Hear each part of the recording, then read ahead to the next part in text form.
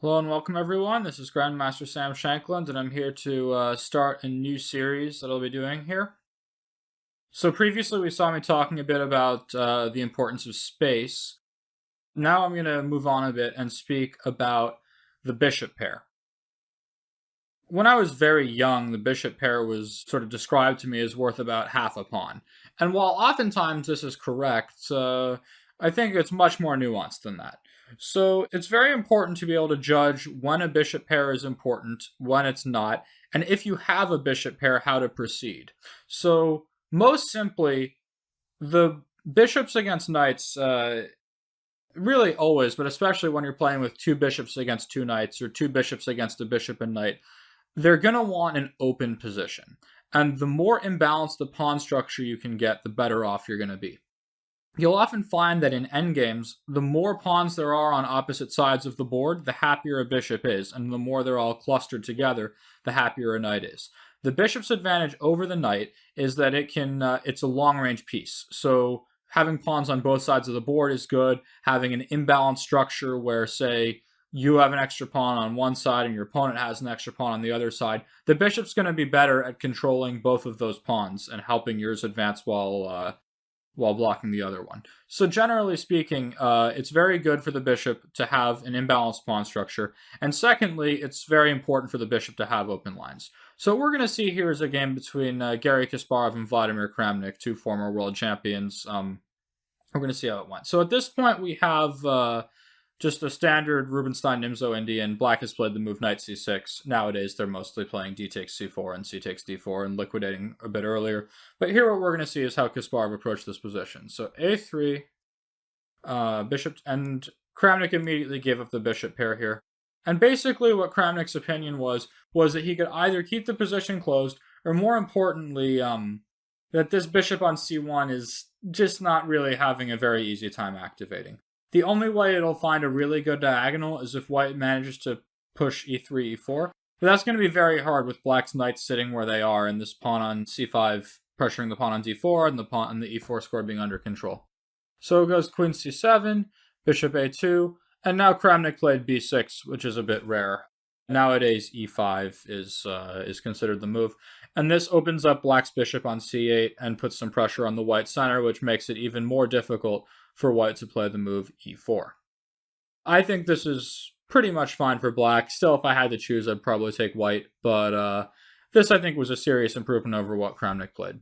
So black plays b6, which isn't such a stupid move. He has ideas to play bishop b7, which is probably the best square for that bishop in a lot of cases.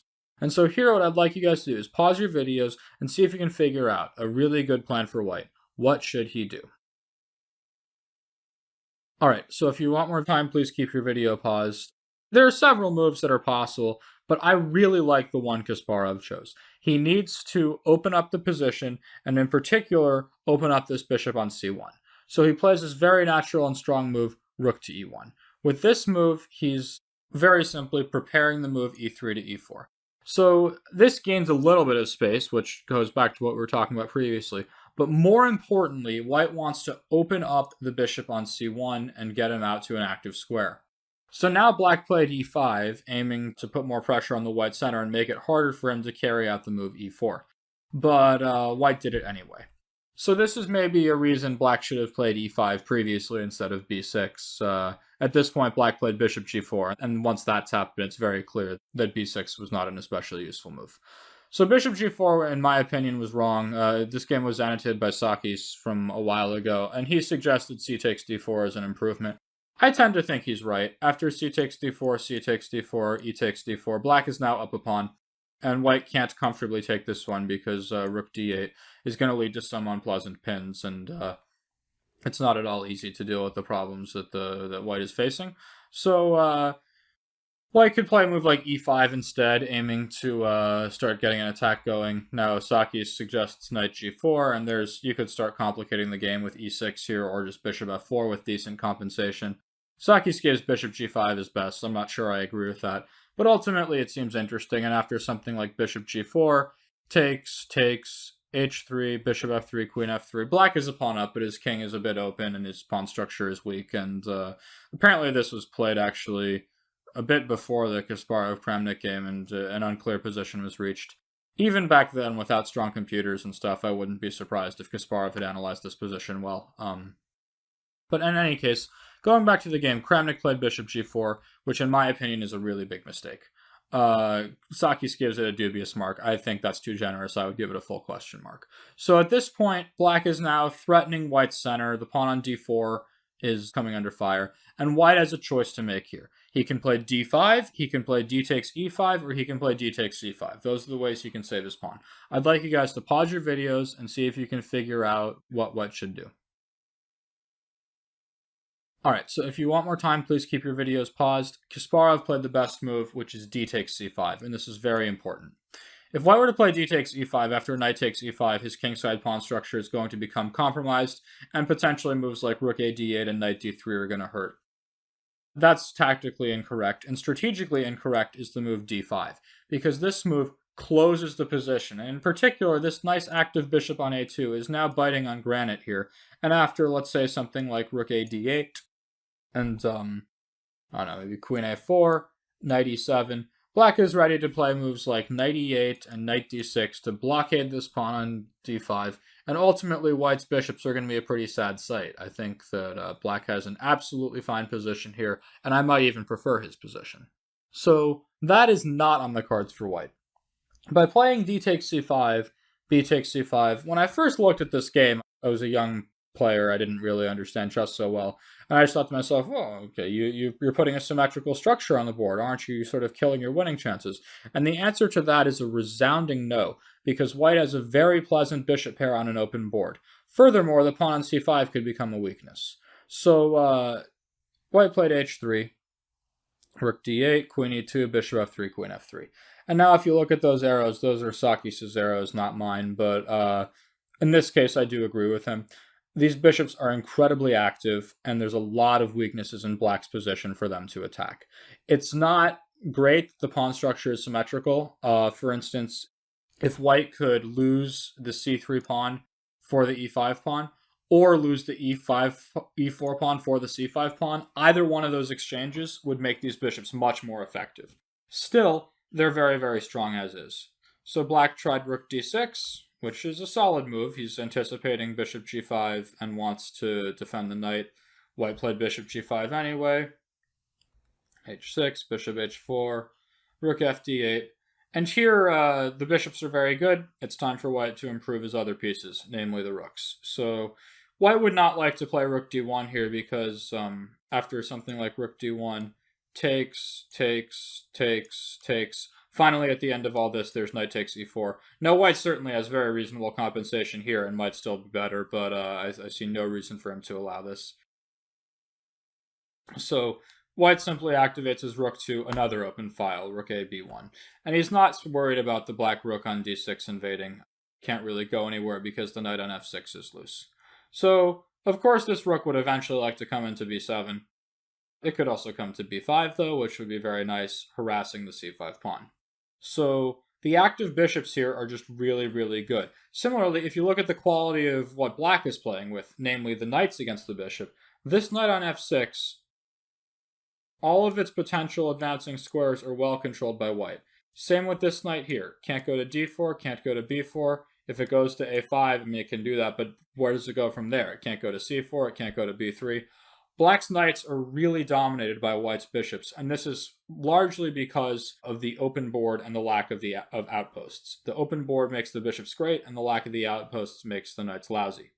So, knight e7 was Kramnik's move, which makes a lot of sense. He's overprotecting the c5 pawn well in advance, and he'd like to play knight g6, chasing this bishop, and ultimately trying to leave himself with just one bishop against one knight, which is going to be much less problematic than two bishops against two knights. So bishop c4 from Kasparov, knight c8, and he chose not to go to g6, but instead to chase the other bishop by going to b6. Still, this doesn't change very much, so bishop g3, which threatens the pawn on e5. It's not that easy to defend without making some kind of concession. And after knight b6, bishop b5, black felt the need to play rook e6, which is a really sad move because it takes a rook off of the open file, but his pawn on e5 was hanging and there wasn't much to do about it. So another reason that way that bishop pairs can be really good against knights is if the knights just don't have outposts, which is something I've already spoken about. The problem right now, though, is this knight on b6 is kind of annoying because it controls some critical squares, it shuts down the b file, it's stopping the white bishop from coming to c4. So white's next move should be pretty natural. He plays a4 with the intention to play a5 and expel this knight from its active role. So now Saki suggests a5 for black here, but I really dislike this move because I think this bishop on b5 is really good. And furthermore, the pawn on a5 could easily get targeted if the bishop were to move away and then white plays rook b5 or something like that.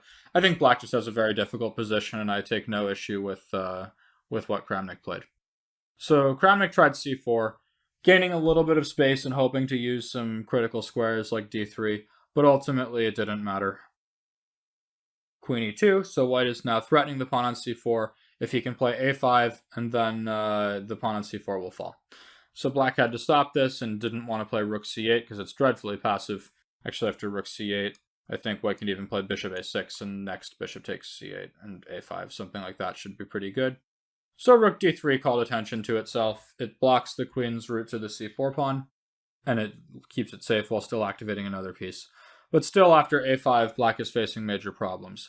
And here he played knight c8, a move Saki rightfully criticizes. Knight bd7 was a much better choice because the knight could hope to get to c5 at some point. So, for instance, a line that could continue rook b4, rook takes c3, and now a very strong move, queen a2. Because the pawn on c4 is not going anywhere, white can take it next. And after something like knight c5, takes, and bishop takes c4, there's a lot of problems in black's position with these active bishops just ravaging the board. Still, that was better than what black played.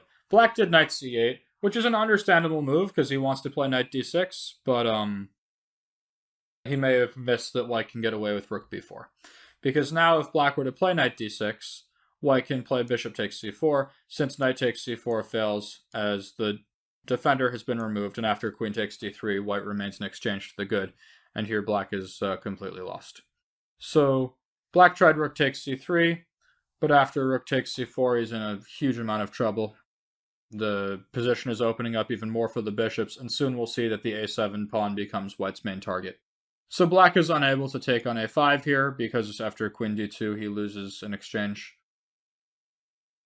And that leaves him hopelessly lost. So rook takes c4, queen takes c4.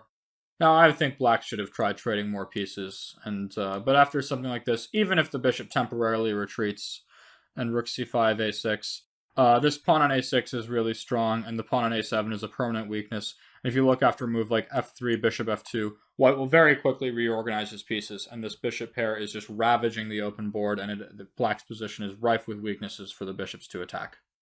So black, instead of this, tried keeping the queens on the board, but this doesn't solve his problems either. So knight d6 is a threat. White has to deal with it. He chose queen c5, which is correct. Knight d6, bishop d3. White had to move the bishop and defend the e4 pawn, so this calls attention to itself. At this point, black has to worry about bishop takes e5, and we're seeing more and more that is just losing control of his position. So knight d7, queen a3. And then if you look here, these two weaknesses on e5 and a7 will be black's undoing. And Sakis writes, white's plan is very easy, to play a6 and attack the weak pawn on a7.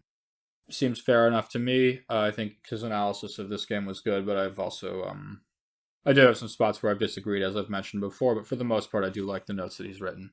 So, knight f8. This strikes me as something of an aimless move. I think that if black could put this knight anywhere on the board, it would probably be d4.